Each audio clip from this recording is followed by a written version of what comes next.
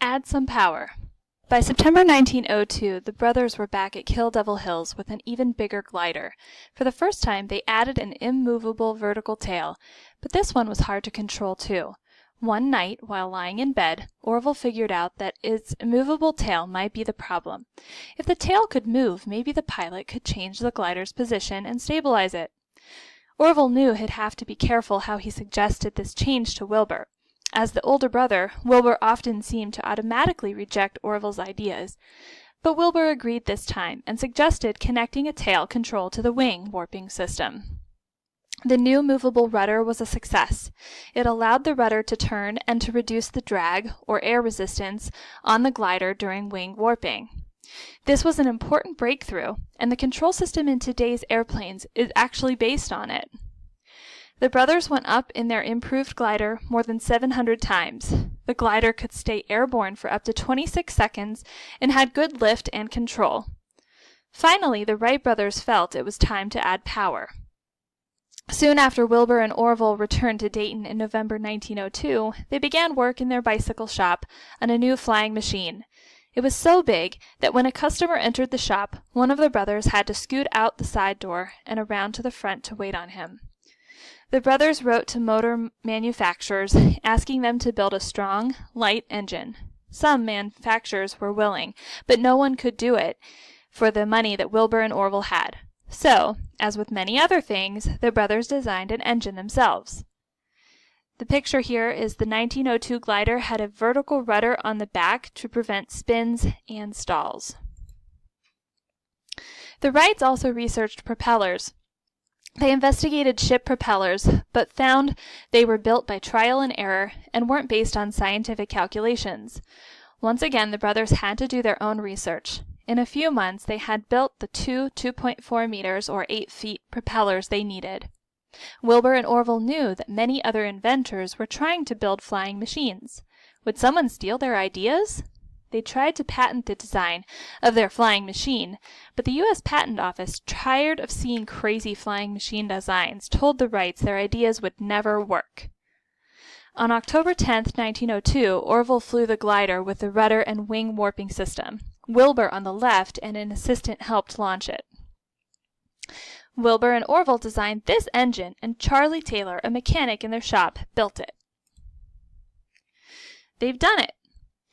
The Wrights left Dayton on September 23, 1903, determined to make at least one powered flight in their new machine.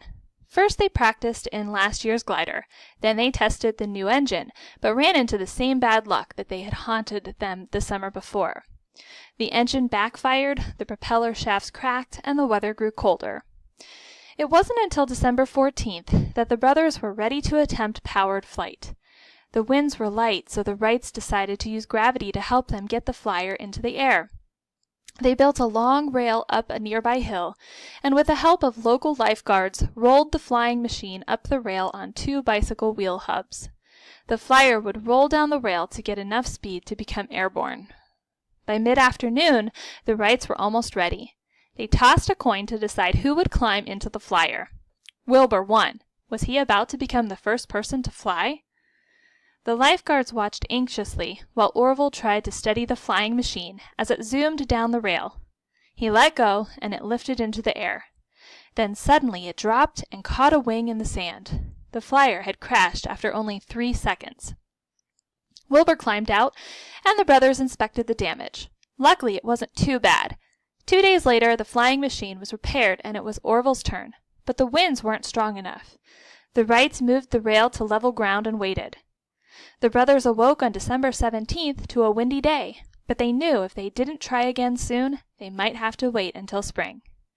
Wilbur and Orville signaled the lifeguards. They were ready. The flying machine was on its launching rail, its engine running smoothly. The sketch shows how the wings on the Wrights' airplane could be twisted or warped. If the pilot shifted his hips a little to the left on the cradle, for example, the left wing moved lower than the right one, and the flying machine turned to the left. Orville eased into the flyer and released the anchor, and he was airborne. The flight lasted only 12 seconds, but the Wright brothers had made history with the first powered and controlled flight. One lifeguard ran into town yelling, "They done it! They done it!" The brothers made 4 flights, with Wilbur making the longest, 260 meters or 852 feet, and staying airborne for 59 seconds. The Wrights telegraphed their friends and family but told no one else. They wanted to keep their design secret so no one could copy it, but the news leaked out, thanks to the telegraph operators. December 17th, success at last. Wilbur stands by Orville while he becomes the first person to fly. Orville's name is misspelled in this telegram he sent to his father, and the brothers' longest flight was actually 59 seconds. Ups and downs.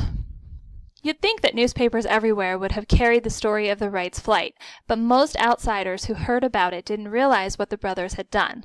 Others didn't believe them. After all, so many inventors with better educations had failed.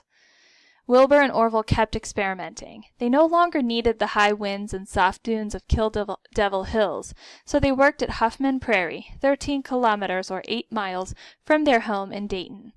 By January 1904, the brothers were building Flyer 2 with a new, larger engine. Wild stories buzzed around about the Wrights' flying machines, so Wilbur and Orville invented reporters to watch Flyer 2's trial flights in May. The reporters gathered, but bad weather meant the flying machine flew only 9 meters, or 30 feet. No one was impressed.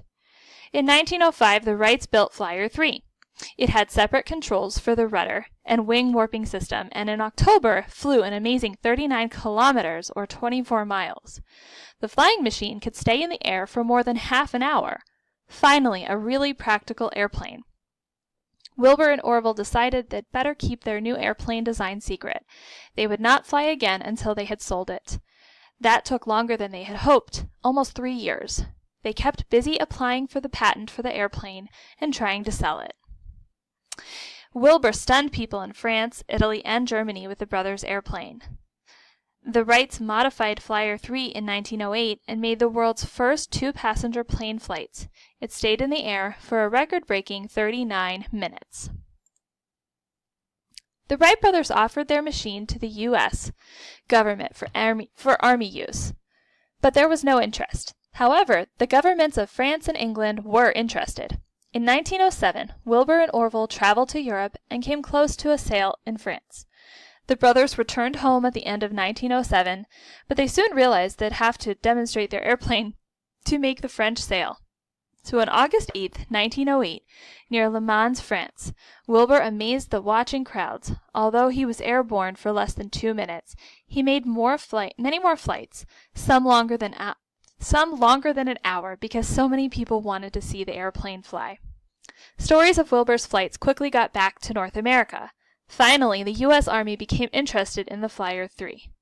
In 1908, Orville made performance trials in Fort Myer, Virginia. The early flights went well, but on September 17th, a propeller broke. Orville lost control and crashed, killing his passenger, Lieutenant Thomas Selfridge. Orville broke a leg and several ribs and was in the hospital for weeks. People rushed to remove Orville from the wreckage of the crash on September 17, 1908. Selfridge is already on a stretcher just off to the right. Flying high. When Orville recovered from the Fort Myer crash, he and his sister Catherine joined Wilbur in Europe in early 1909. Royalty watched, and people cheered as Wilbur shattered flight records for height, time, and distance. Orville and Catherine stayed in hotels as they traveled around, but sometimes Wilbur insisted on sleeping in the hangar with the airplane to make sure nothing happened to it. When the brothers returned to the United States, people finally seemed to understand what they had accomplished. They received a hero's welcome in New York, and their hometown of Dayton held a 2-day celebration. More important to the Wright brothers was that their airplanes were selling. In July 1909, the U.S. Army bought the military Flyer. In November, Wilbur and Orville set up the Wright Company in the United States. 3 months earlier, they had formed the German Wright Company to build airplanes in Germany. Now the brothers were running a factory, testing airplanes and training pilots. They also had to fight lawsuits to protect the patent on their invention. Wilbur and Orville arranged flying displays to get people interested in airplanes. One year, the Wright Exhibition Company earned over $1 million from these daredevil exhibitions. But the shows took the brothers away from their research, and as people demanded tougher tricks, pilots were injured or killed. The Wrights later disbanded the flying team. When Catherine, Orville, and Wilbur's sister flew for the first time in France in 1909, Wilbur was at the controls. Notice how Catherine's skirt is tied to keep it from blowing in the wind. May 1910 was a month the brothers would always remember. On May 21st, Wilbur flew by himself, the last time he would ever pilot an airplane in the United States. A few days later, the Wrights flew together for the first and only time, with Orville at the controls. On May 25th, Orville took up their father, who was over 80. As the plane soared upward, the old man yelled, "Higher, Orville, higher!" The legal battles the Wright brothers fought wore down Wilbur's health. In early May 1912, he caught typhoid fever. He died on May 30th, less than 10 years after he and his brother had flown into history. The brothers continued to improve their machines. To find out if they could keep an airplane straight and level in the air without the involvement of the pilot, they headed back to Kill Devil Hills in 1911 with this new glider. Orville set a world soaring record of 9 minutes and 45 seconds.